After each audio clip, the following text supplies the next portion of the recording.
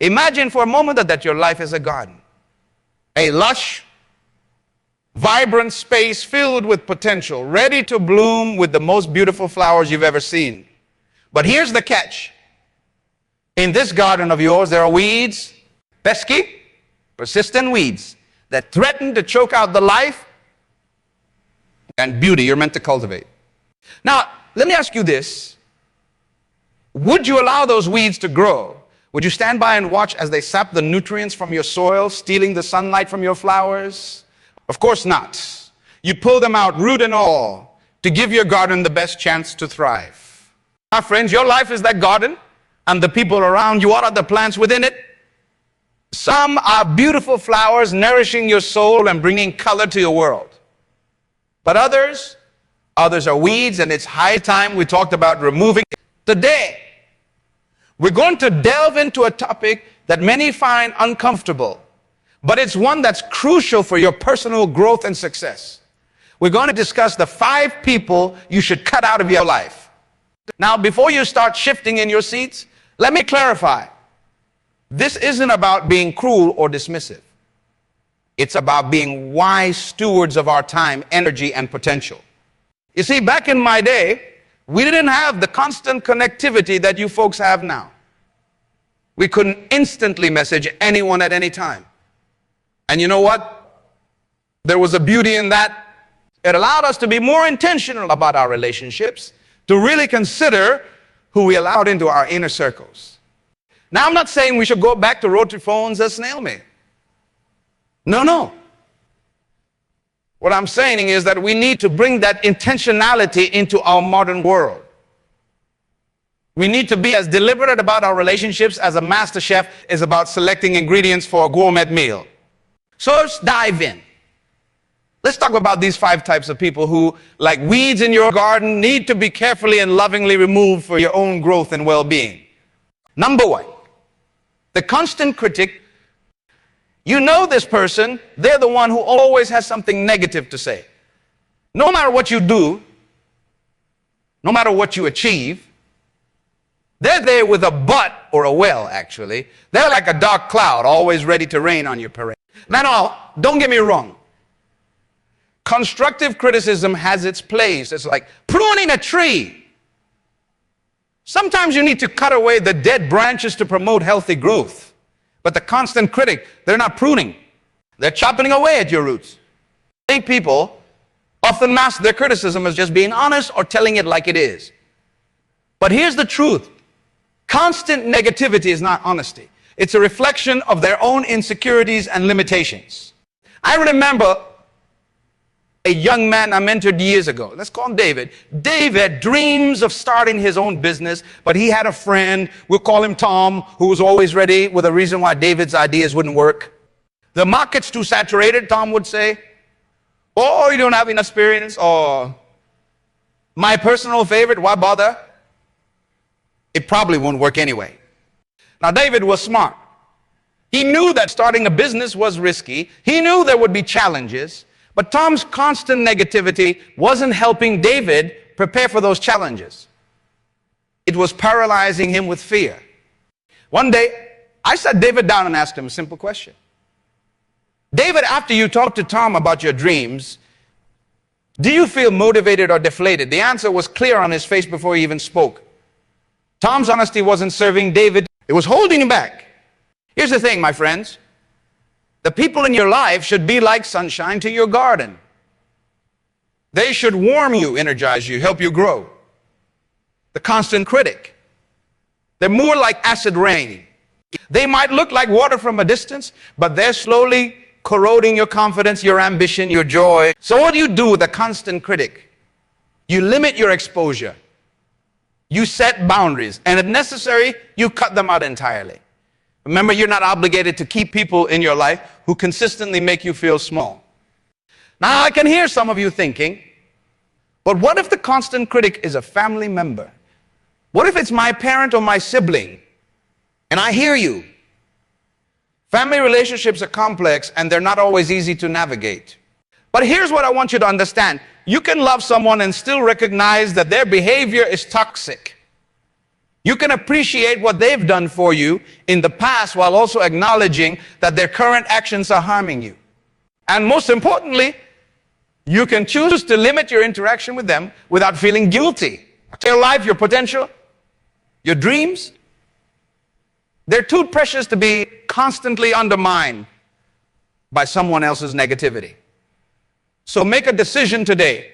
Identify the constant critics in your life and start taking steps to protect yourself from their harmful influence. Moving on to number 2, the envious energy vampire. Now, this person might be a little harder to spot than the constant critic, but they're just as dangerous to your growth and success. The envious energy vampire is the person who can't seem to genuinely celebrate your wins. Instead, they find subtle ways to diminish your achievements or make them about themselves. You get a promotion at work, and instead of congratulating you, they say something like, well, I guess anyone can get ahead if they brown nose the boss enough. You lose weight, and they comment, oh, you're so lucky you have time to go to the gym. Some of us have real responsibilities. These people are like black holes. They suck the joy and energy out of every situation. They can't stand to see others succeed, because it highlights their own perceived failures. And let me tell you, my friends, this kind of envy is a poison. It doesn't just harm you. It eats away at the person harboring it. I remember a colleague I had many years ago. Let's call her Sarah. Sarah was talented, no doubt about it. But she had this habit of turning every conversation into a competition. If you talked about a challenge you were facing, she'd interrupt with a story about how she faced an even bigger challenge. If you shared a success, she'd quickly bring up one of her own accomplishments. At first, I thought Sarah was just enthusiastic, maybe a bit socially awkward. But as time went on, I realized that Sarah couldn't stand not being the center of attention. She couldn't bear the thought that someone else might be doing better than her in any area of life. The problem was Sarah's behavior wasn't just annoying. It was draining. After every interaction with her, I felt exhausted. It was like she had sucked all the positivity out of the room, leaving nothing but her own insecurities behind. Now, here's the tricky part about dealing with envious energy vampires. They're often very good at masking their envy as concern or even admiration. They might say things like, I'm just worried that all this success might change you. I hope you don't forget about us, little people, now that you're doing so well. Don't fall for it, my friends. True friends, genuine supporters, they lift you up. They don't try to subtly drag you down to their level. So how do you deal with the envious energy vampire? First, you need to recognize them for what they are. Pay attention to how you feel after interacting with people. Do you feel energized or drained? Uplifted or slightly deflated? Your emotions are a powerful indicator of the... Once you've identified an envious energy vampire in your life, you need to set firm boundaries. Limit the information you share with them about your successes and goals. When they try to diminish your achievements, call them out on it. Kindly but firmly. Say something like, I'm really proud of what I've accomplished, and I'd appreciate it if you could be happy for me. If they continue to drain your energy and undermine your success, it might be time to consider distancing yourself from them. Remember, you're not responsible for managing their insecurities or soothing their envy. Your responsibility is to your own growth and well-being. Now, I know some of you might be thinking, but isn't that selfish? Shouldn't we be there for our friends, even when they're struggling with envy? And I understand that sentiment. Compassion is a beautiful thing.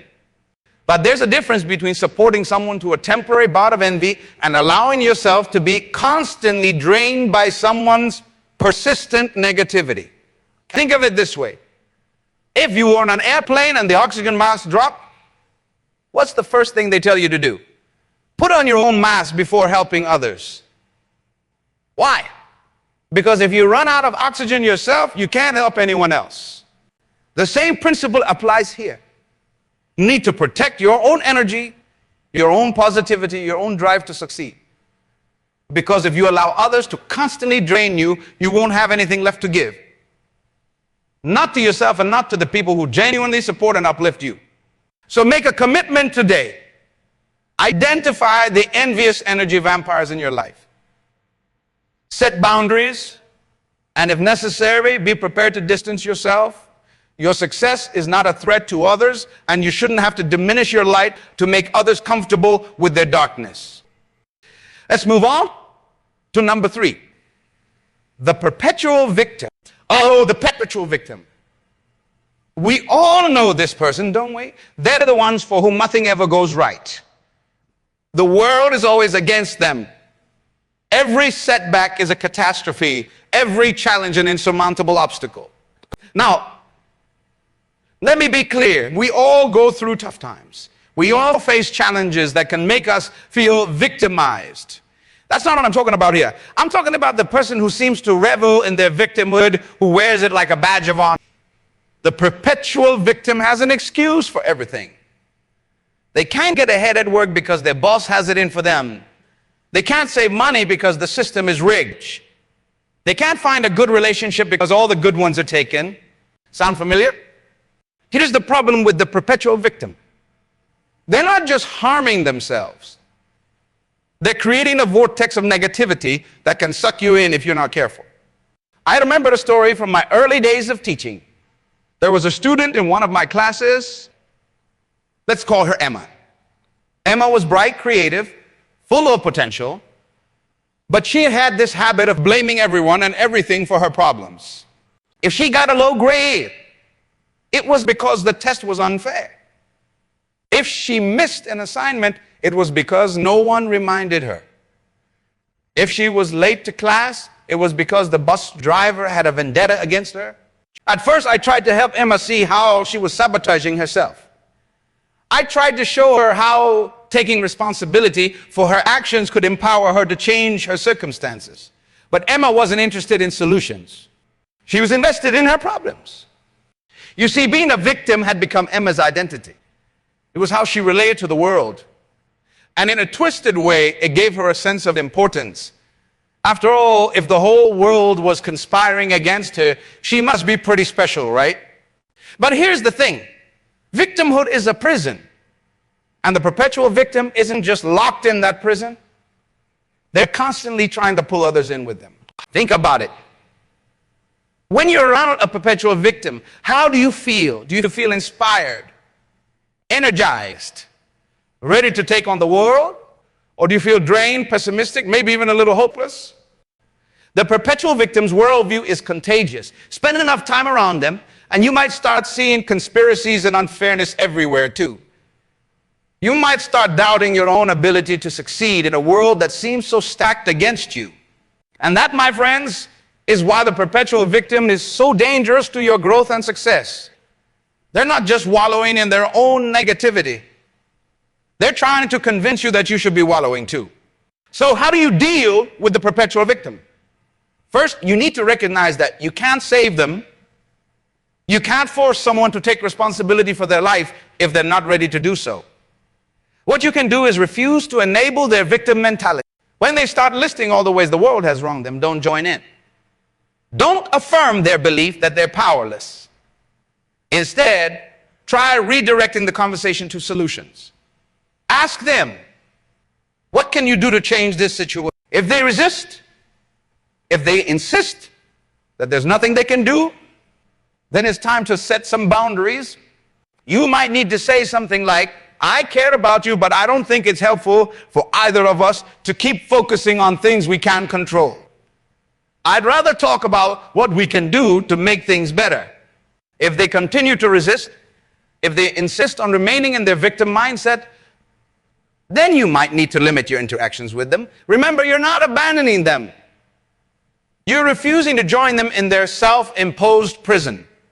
Now, I know some of you are thinking, but isn't that harsh? Shouldn't we have compassion for people who are struggling? And you're right. Compassion is important. But true compassion isn't about enabling harmful behaviors. True compassion is about encouraging growth even when that growth is uncomfortable. Think of it like this. If you had a friend who was an alcoholic, would true compassion mean joining them for a drink whenever they asked? Of course not. True compassion would mean encouraging them to seek help, even if that made them uncomfortable in the short term. The same principle applies here. True compassion for a perpetual victim means refusing to reinforce their victim mentality. It means challenging them to take responsibility for their lives, even if that's initially painful for them. Remember, my friends, you're not responsible for solving everyone else's problems. You are responsible for your own growth, your own success, your own happiness, and sometimes protecting those things means distancing yourself from people who are committed to their own misery. So take a good look at your life.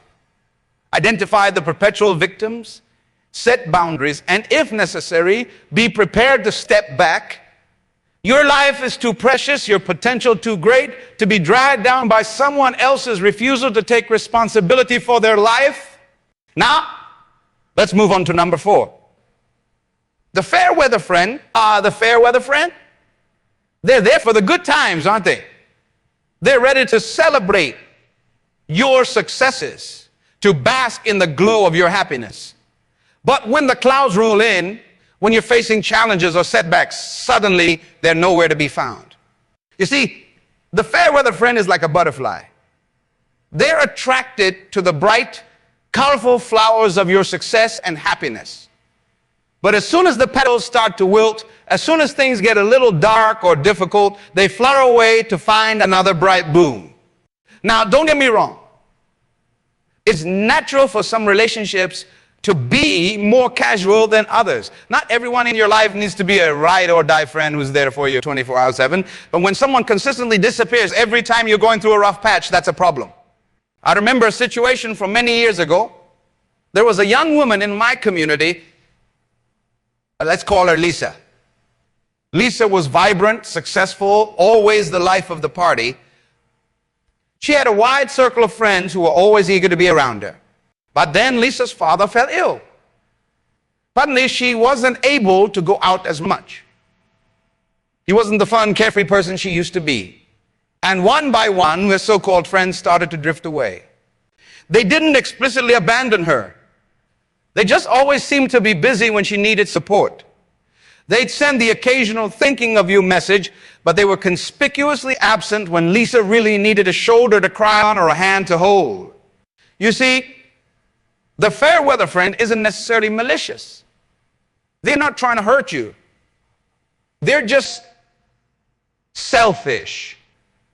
They're in the relationship for what they can get out of it. The fun, the good times, but they're not willing to invest when things get tough. And here's the problem with fair weather friends. They create a false sense of support. When times are good, you think you're surrounded by people who care about you. But when you really need support, you find yourself alone. This can be incredibly damaging to your emotional well-being.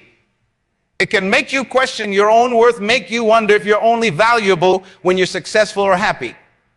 And that, my friends, is a lie from the pit of hell.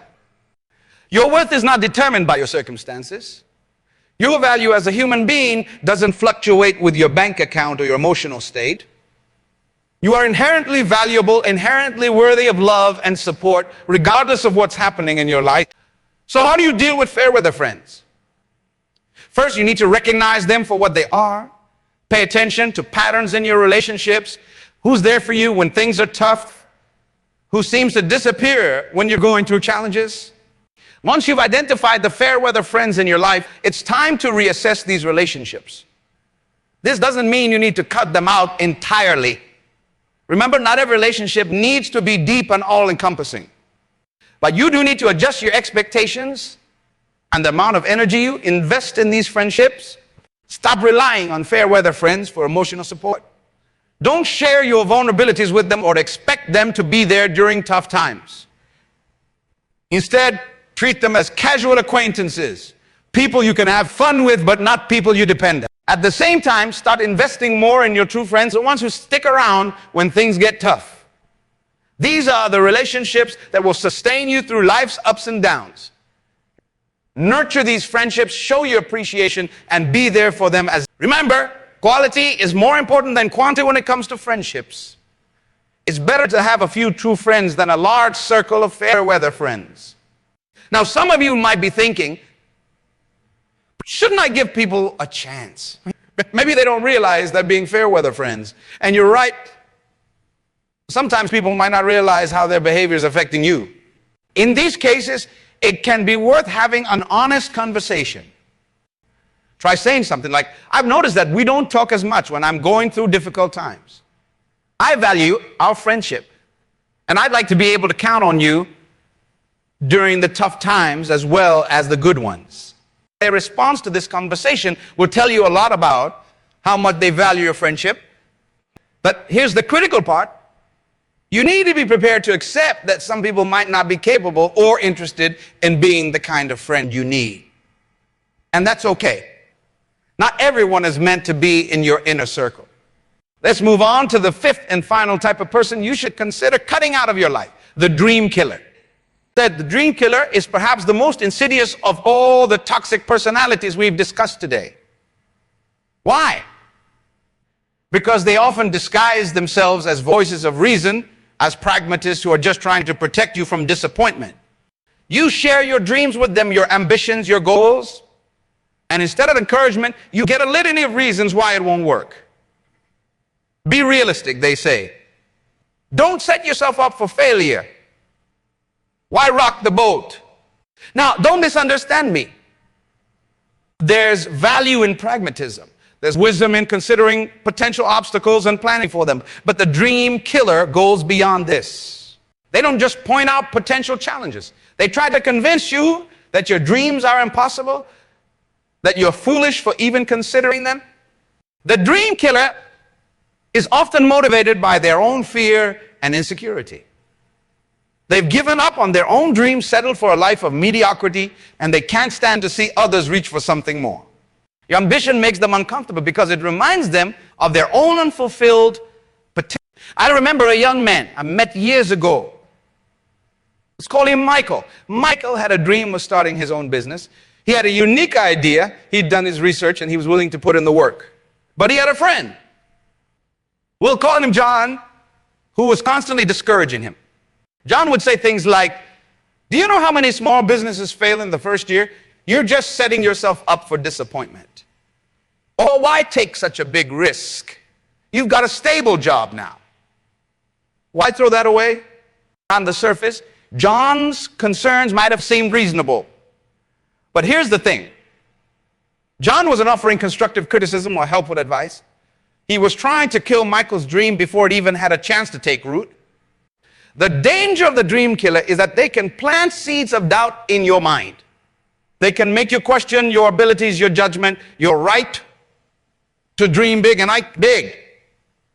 And if you listen to them long enough, you might start to believe them. You might start to think that mediocrity is all you deserve, that it's foolish to reach for something more. So how do you deal with the dream killers in your life? First, you need to recognize them for what they are. Pay attention to how people respond when you share your dreams and ambitions. Do they offer encouragement and constructive feedback? Or do they immediately start listing all the reasons why you'll fail?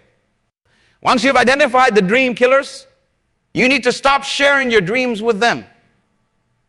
Your dreams are precious. They're the seeds of your future success. Don't plant those seeds in toxic soil. Instead, surround yourself with dream supporters, people who believe in you, who encourage you to reach for the stars.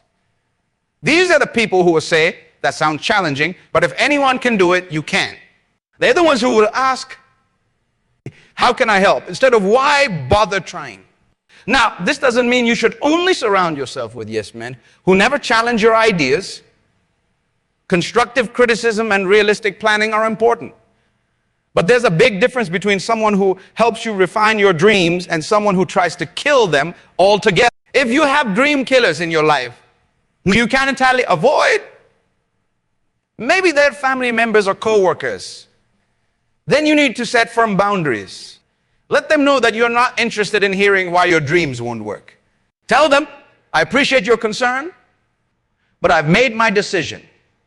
I'd love your support, but if you can't offer that, I'd prefer we talk about something else. Remember, my friends, your dreams are not up for debate. You don't need anyone's permission to pursue the life you want. You don't need to convince the dream killers that your ambitions are valid. Their dreams are yours. They come from your unique experiences, your passions, your vision for what's possible. Don't let anyone else's limitations become your own. Now, as we wrap up our discussion of these 5 types of people, you should consider cutting out of your life. I wanted to emphasize something important. This isn't about villainizing people or holding grudges. It's about recognizing that not everyone in your life is going to support your growth and success. And people come into our lives for a reason, a season, or a lifetime. Some relationships serve their purpose, and then it's time to move on. That doesn't make anyone a bad person. It just means that your paths are diverse. The goal here isn't to isolate yourself or to cut people out at the first sign of conflict. The goal is to create a supportive environment that nurtures your growth, encourages your dreams, and supports you through both the highs and lows of life. Think of it like tending a garden. You don't just plant seeds and hope for the best. You water the plants that are thriving. You prune away dead branches, and yes, sometimes you have to pull out weeds that are choking out the healthy plants. As you move forward from here, I encourage you to take a careful look at the relationships in your life. Who lifts you up, who believes in you, who's there for you in both good times and bad. These are the relationships to nurture and strengthen. And for those relationships that drain you, that consistently make you feel small, discouraged, it might be time to start creating some distance. This doesn't have to be dramatic. Often, it's as simple as spending less time with certain people, sharing less of your personal life with them, and setting firmer boundaries. Remember, you are the average of the 5 people you spend the most time with. Choose those people wisely. Surround yourself with individuals who inspire you, who challenge you to be better, who support your dreams and ambitions. I write this too precious. Your potential too great to be held back by relationships that no longer serve you. You deserve to be surrounded by people who believe in you, who encourage you to reach for the stars, who stand by you through thick and thin. So go forth from here with a new perspective. Look at your relationships with clear eyes. Have the courage to distance yourself from those who drain you, and the wisdom to draw closer to those who uplift you. Your future self will thank you for it. Because when you surround yourself with the right people, there's no limit to what you can achieve. Your dreams are within reach. Your potential is limitless. All you need to do is believe in yourself and surround yourself with people who believe in you too. Thank you for your attention today.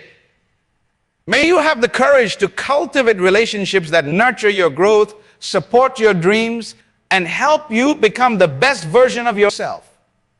The journey might not always be easy, but I promise you, it's worth it. Here's to your bright future, filled with supportive relationships and realized dreams.